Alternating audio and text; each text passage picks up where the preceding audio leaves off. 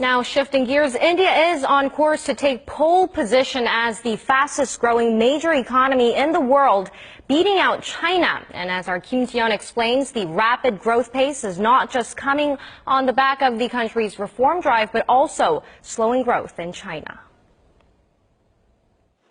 Leading financial institutions, including the International Monetary Fund, say this year India will post a faster growth rate than China for the first time in 16 years.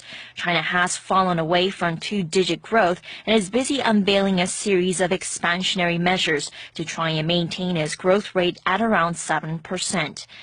On the other hand, India, spearheaded by Prime Minister Narendra Modi's economic reforms dubbed Modinomics, is sailing.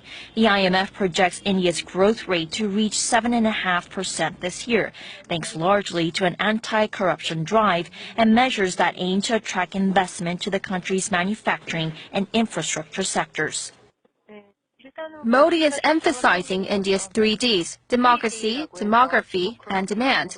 Like China, India is one of the most populous nations in the world with a large youth demographic. But unlike China, India is a democratic country. As of 2010, 19% of the Indian population were between the ages 15 to 24. Despite these conditions, the researcher cautions that a shift towards economic powerhouses depends entirely on the government's commitment to carry out its economic reform plans.